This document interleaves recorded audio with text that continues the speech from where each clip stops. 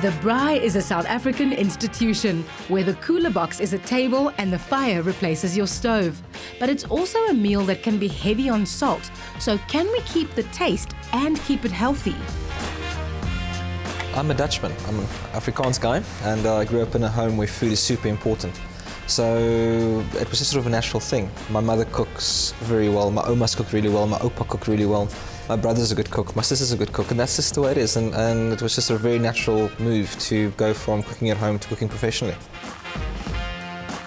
You know, there's a certain flavour that you get from the braai, but people often ask us what we like about braai, and we do it at the restaurant often. There's a certain flavour from wood or charcoal that you can't get from an oven or a stove.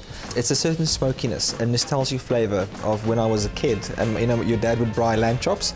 That sort of flavour is quite important to be able to get into food and recognise it. So we love just lighting fires and using them everywhere. If I can light a fire to cook with, I'm quite happy.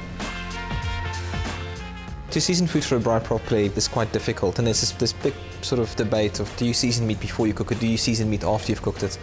And I'm definitely a season before you cook kind of guy, purely because I find it absorbs better, the seasoning, and seasoning is quite important to me because it enhances the natural flavour of food. I prefer food to taste of what it is, so the way I cook is quite natural. I like the lamb to be lamby and the fish to be fishy. You know, there's lots of things you can use to reduce the use of visible salt. So using things like olives, anchovies, soy sauce, for example, those sort of things. But, you know, salt in itself is quite bad for you. It doesn't matter in what form it comes.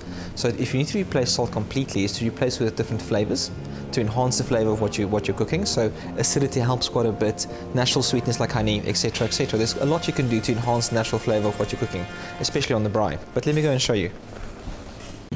Using a variety of fresh ingredients when you braai boosts the nutritional content and flavour of your meal. So you can use less salt and seasoning to enhance flavours. So today we're going to do some interesting food, and we're going to work a healthy dish. Actually going to be quite a South African thing. So we're using a bit of biltong powder. Obviously there's a bit of salt involved in the making of biltong, but also lots of flavour. So coriander seed, black peppercorns, those sort of things. And we've mixed it with a bit of caraway seed. And caraway is quite German actually, and they use it a lot in their sausages and sort of in some of their game dishes. Organic carrots, and then we're going to grill some peaches and honey, but quite healthy, no carbs today. As a judge on the reality cooking show The Ultimate Braaimaster, Bertus has picked up some helpful tips for novice braaiers. You know, I think my favourite braai technique must be grilling. We can cook on pots, we can cook with a little spit, there's lots of things we can do, but I love grilling on open fire and extremely high heat. So my top tip would be that get your fire super hot, especially for steaks, rare cuts. Get your fire as hot as you possibly can and cook for as short as possible. You know, I must say, one of our biggest arguments we always have with fellow braaiers is, do you use wood or coal? And I must be honest with you, wood for flavour, coal for convenience. Fruit and vegetables are naturally low in salt and are fantastic on a braai, as the open flame concentrates their flavours and creates new textures to tease your tongue. You know, my love for cooking comes from good ingredients. And in South Africa, we're blessed with amazing producers and fantastic ingredients to work with. And in the last few years, we've seen this wonderful movement in South Africa for food becoming more sustainable, and more sustainable food becoming more available. So fresh, seasonal, sustainable ingredients is probably my biggest inspiration ever. You know, an appreciation for good food is actually quite a lucky thing to have, because it doesn't matter who you are, you can always talk to anybody else around the world about food.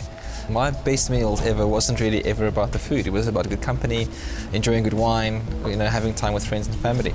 But if it's purely about the food and about the flavour, the best thing you can do is to eat food, and fresh food, as much as you can, and appreciate the simplicity of a carrot with the skin on for what it really is. Braaiing without salt is quite interesting. I mean, it's even out of context for me. So today was really interesting to be able to work without salt. And on fine, we're going to have a taste just now, and you know, hopefully it's good. but you've got other ways of building flavour. Yes, salt does enhance natural flavour, but you know, you can do so much to food and simple things to food to enhance flavours as well. So always keep it in mind that food is not always about heaps of salt and seasoning. It could just be about simple, elegant flavours on a plate. With these simple tips on cutting down the salt and keeping the natural flavours of the food, you don't need to be the ultimate braaimaster to braai like a champion.